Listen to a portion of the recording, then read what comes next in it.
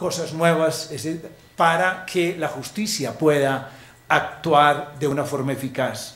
Son muchos los temas que hay presentados, desde lo internacional, lo interno, lo financiero, lo de la justicia, etc. Y vamos a tratar entonces de, en esa contextualización, de procurar identificar cuáles también, en criterio de ustedes, serían, digamos, los grandes espacios de actuación de inmediato para tener resultados claves y que nos ayudaría a conformar una gran estrategia como para llegar a la parte de conclusiones luego del café. Mil gracias. A ver, ¿quién quiere empezar? Porque aquí no estamos, digamos, ordenados de uno sino que... ¿Tú quieres empezar? Sí. Bueno. Perdón. Muchas gracias, buenas tardes. Mi nombre es Lorenzo Calderón Jaramillo. Agradezco mucho a Complexus la invitación para el día de hoy. Yo quisiera simplemente plantear unas breves ideas que puedan servir de insumo para la discusión y para los aportes que acá surjan. Básicamente construiré unas premisas consistentes en lo siguiente. Un primer aspecto tiene que ver con el hecho de que la actividad delincuencial está motivada en la gran mayoría de las veces por la obtención de un beneficio económico. En segundo lugar, para optimizar la obtención del beneficio económico de aquellos que incurren en hechos punibles, se agrega valor a la actividad delincuencial o delictiva, de tal manera que la organización permita satisfacer unas expectativas de superutilidad mayores, es decir, tener éxito en la consumación de los propósitos criminales para obtener máximos réditos económicos. Partiendo de ese entendimiento, el fenómeno grave de la delincuencia entonces es la delincuencia organizada. Y lo siguiente es cómo abordar desde una sociedad como la nuestra, tanto desde las instituciones de gobierno como por supuesto fundamentalmente, además desde la sociedad civil, cómo abordar y poner en marcha un compromiso y un desarrollo de una política que esté orientada a atacar de manera fundamental la delincuencia organizada. El lavado de dinero es una de las formas y uno de los instrumentos que permiten atacar esas organizaciones criminales. En la medida en que el Estado sea fuerte y la sociedad civil intolerante frente a esas actividades delictivas organizadas que buscan obtener grandes beneficios económicos a costa de la existencia misma del Estado, lo que nos lleva a hablar de otros problemas como, digamos, que podrían estar en el ámbito de la seguridad nacional misma. En ese contexto uno podría entender que las políticas que están orientadas a prevenir y a atacar el lavado de dinero son unas políticas que están recogiendo máximas y están recogiendo experiencias y consensos globales. Se ha mencionado el día de hoy de manera reiterada la existencia de varios instrumentos, la evolución normativa de esos instrumentos incluso. Yo querría resaltar dos instrumentos sumamente valiosos, centrados en el aspecto esencial, digamos, que hoy nos convoca sobre lavado de dinero. Tendríamos que hacer mención a la denominada Convención de Palermo, que es la Convención de Naciones Unidas contra la delincuencia transnacional organizada y el lavado de dinero.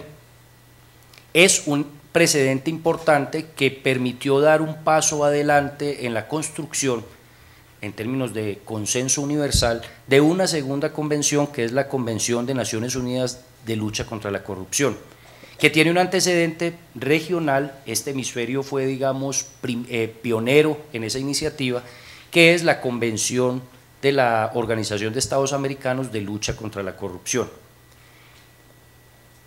Y tenemos una coyuntura especial en ese contexto.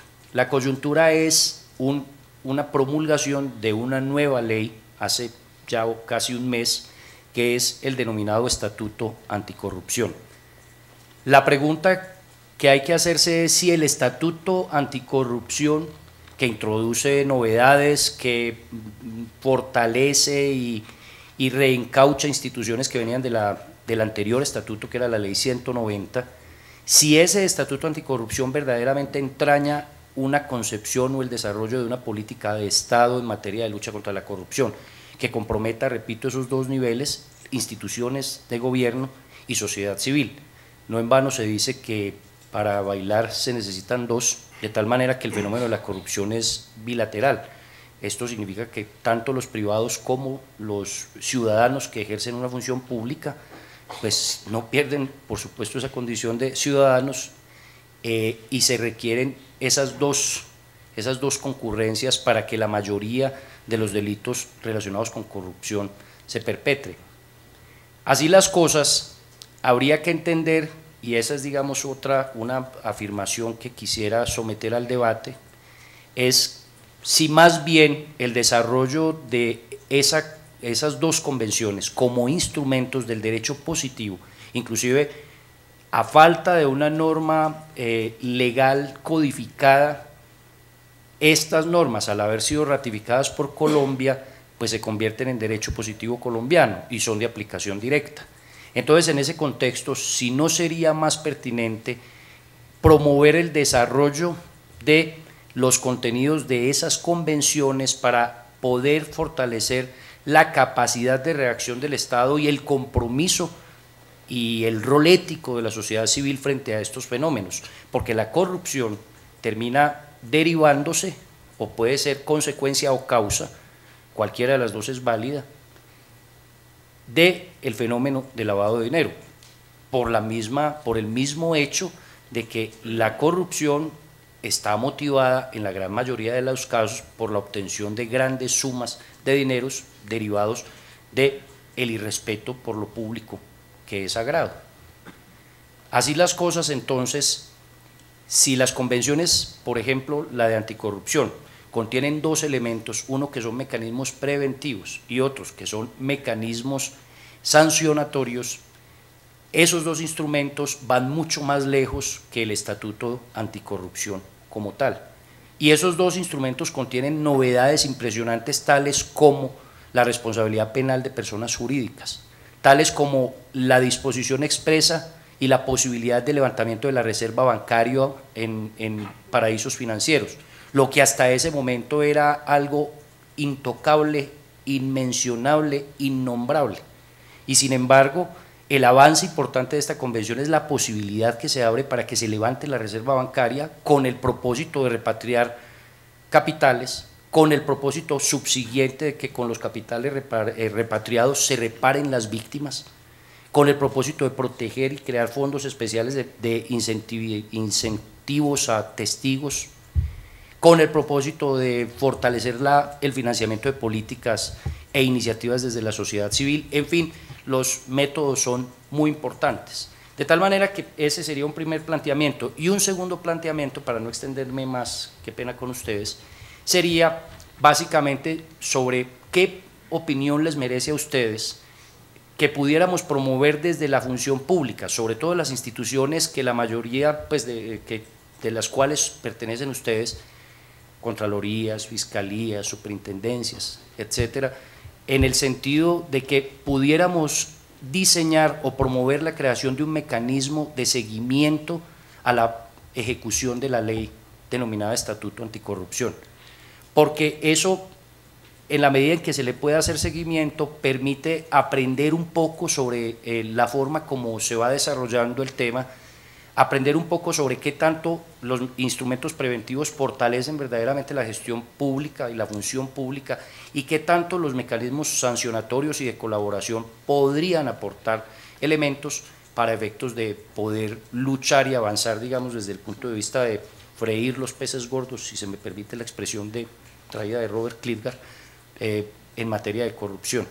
Entonces esas serían mis dos ideas que quisiera plantear como un primer insumo.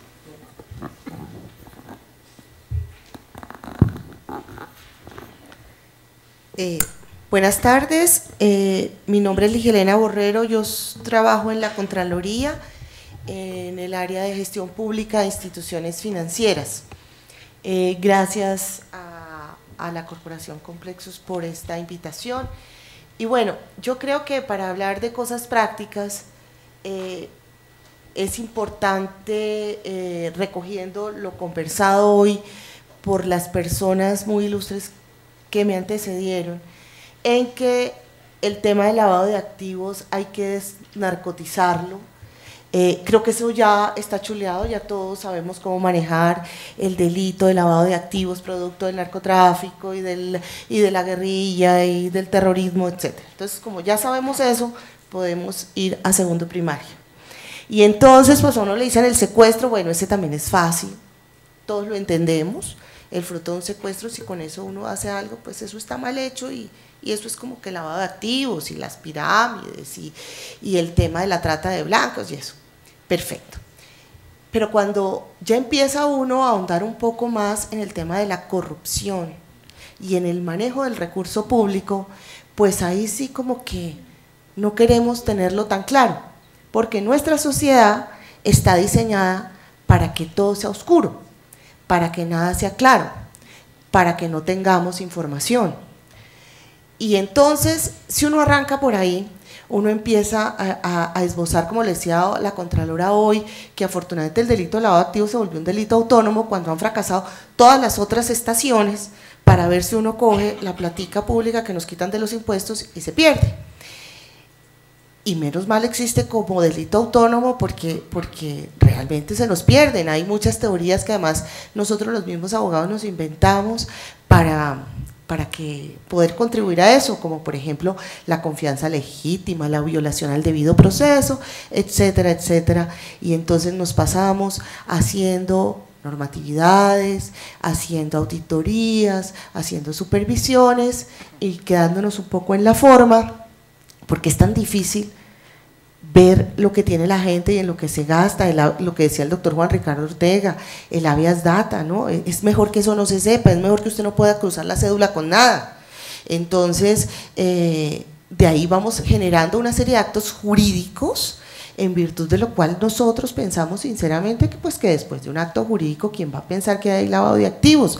Si usted tiene una sentencia de tutela, si usted tiene una resolución, si usted tiene un acta de adjudicación de una licitación producto de un comité de adjudicaciones, pues obviamente esa es la mejor bendición, que podamos revestir a todo de una legitimidad. Entonces uno empieza a preguntarse, bueno, no, pero es que resulta que, pues por esencia, agarrar los recursos públicos a través de esos actos jurídicos, pues son una patente de corso para que ahí nadie pueda entrar. O díganme ustedes si es fácil poder probar que hay lavado de activos cuando quiera que después de una sentencia de tutela a una persona le reconocen un retroactivo de pensión de 8.000 millones, esbozando una teoría X muy bien sustentada, diciendo que la persona si tiene X o Y transición, que merece esa pensión, y pues de ahí para adelante la tiene, y entonces con esos recursos pues la persona se compra algo.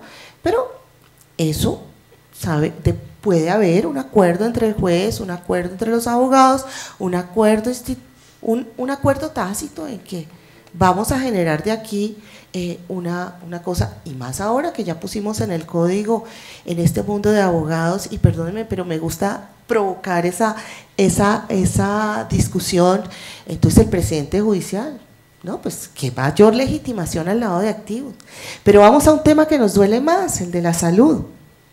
Entonces, ¿qué pasa si con los recursos de la salud que son para fiscales los administra el sector privado?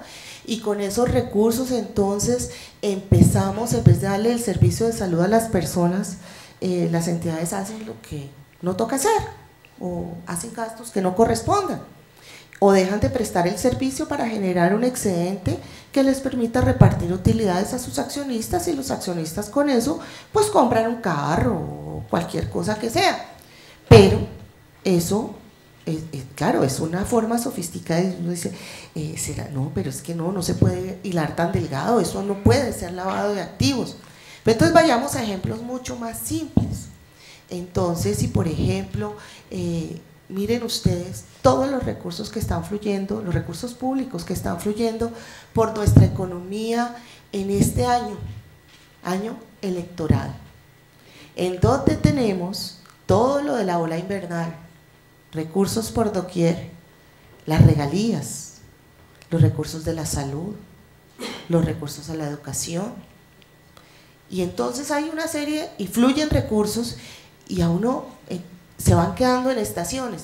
Entonces uno dice, por ejemplo, si hay un recurso que hay que entregar, tener X destinación, pero entonces entre que pase del paso A al paso B, pasa un mes, o 2 o 3, o 4 o 5, o 48 meses, y mientras tanto generan unos rendimientos, o se hace una operación en virtud de la cual hacemos una operación de tesorería y entonces compramos unos TES o una nota estructural y le ponemos muchos nombres en inglés a la operación, y mientras tanto se quedan unas utilidades, y esos 100 pesitos que se entregaron sí se devuelven 100, pero en el intercambio se ganaron, y eso pues bien servidos se devolvieron 100, muchas veces no se entregan 100 y se devuelven 40, 50, 60, y las pláticas se van quedando por el camino. Y entonces en esa parte de las fases que nos enseña la teoría del lavado de activos, de la colocación, la ocultación, la integración, ahí se van quedando los recursos públicos y se van metiendo en la economía en otras cosas, pero son recursos públicos que no debieron darse. Y la contratación pública, lo que nos dijo hoy el auditor, lo que nos dijo… tenemos una ley 80 y le hacemos mucha bulla a la ley 80 y las licitaciones y la invitación pública, etcétera, etcétera. Pero cuando uno va y mira cuál es el resumen de la contratación pública, encontramos que está dividido en lo siguiente: en que el mismo Estado expide varias normas para decir, no, como esta parte la tenemos que hacer tan ágil, pongamos en una norma que esta se rige por el derecho privado. Entonces, esa no va por ahí. Esto pues como es una entidad que compite, que no es monopolio, que tiene que hacer competencia con el sector, entonces esta tampoco, entonces esa se rige por el derecho privado. Y aquella otra, entonces pongámosla que también es contratación directa. Y más lo que nos decían hoy, y además toda la plata se va en contratación de prestación de servicios de intuito persona. Entonces, lo que realmente se mete a licitación pública es una mínima parte, y por contratación directa se fue todo. Entonces estamos jugando a que tenemos excelentes normas, pero hacemos normas para crear muchísimas excepciones. Y adicionalmente a eso, generamos una serie de instrumentos financieros y de ingeniería financiera para que además eso no pase por el presupuesto nacional. Porque qué jartera, es que eso es muy demorado. Pero además, que no tengamos nada en línea, que además las bases de datos no se crucen. Entonces, que cómo así que una entidad administradora de pensiones tenga derecho a mirar la fecha de nacimiento de la persona a la que le da la pensión. No, no, no, eso es habeas data, eso no se puede mirar, eso es reservado, y si quiere mirarla hay que pagar mucha plata. Entonces hay que pedir N papeles y fotocopias de la cédula, y entonces fotocopia de la cédula pues obviamente es falsa, pero entonces hay que creer, y nos vamos generando una sociedad llena de procesos y procedimientos. Y estuve leyendo un estudio, estamos tratando de actualizarlo en la Contraloría, de lo que nos hemos gastado en software, en hardware, en sistematización, en los últimos 5 años, mal contados unos 26 billones, vamos a tratar de que eso, mejor dicho, digamos cualquier cifra, porque si tenemos lo de los entes territoriales, cualquier cifra, todo el que llega a una entidad compra sistemas, y el que llega no le sirvió eso porque está desactualizado, entonces compra otro, y cuando uno va a aprender, no sirve, y cuando ya llega y entonces pasó la ficha de PIN y lo contrató y todo, ya se usa otra cosa. Entonces nada se conecta con nada. Entonces podemos quedarnos en hacer muchas normas, muchas cosas, y yo creo que la gran propuesta en la que la Contralora ha venido insistiendo mucho y en la que tenemos que trabajar es que aquí en Colombia haya un sistema integrado y estructural de información, donde la base de datos del censo electoral sea la misma la del DANE, para que sea la misma que sean los que se reciben lo del CISBEN, lo de Acción Social, la misma que sirva para la base única de afiliados para pensiones, para la salud, el régimen subsidiado, el vinculado, el contributivo, que sea la misma de la huella cuando uno pone y que además sea la misma con la que se expide el pasaporte y que sea la base única de datos de los colombianos que nos permita hacer un sistema de información para hacer control. Es la única. Si no controlamos, si no tenemos una información unificada, cualquier cosa que hagamos va a ser absolutamente o parcializado o va a ser una cosa aislada.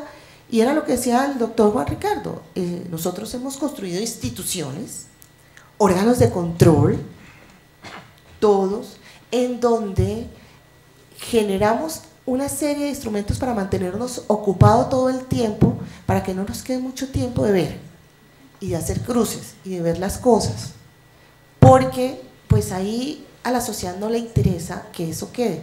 Pues tan es así que, y para rematar les cuento un poco una experiencia que a mí me impactó muchísimo, en la crisis del año 98, y cuando ustedes se acuerdan los perros de la Kertzmann y toda la cosa antievasión y todas las normas, bueno, entonces se sacó X norma y eso fue parálisis en La Guajira, eso, orden público y todo, pues tocó hacer una norma especial para que allá pudieran contrabandear un tantico, porque es que eso lo llevaban en la sangre, porque era así, y así sucesivamente.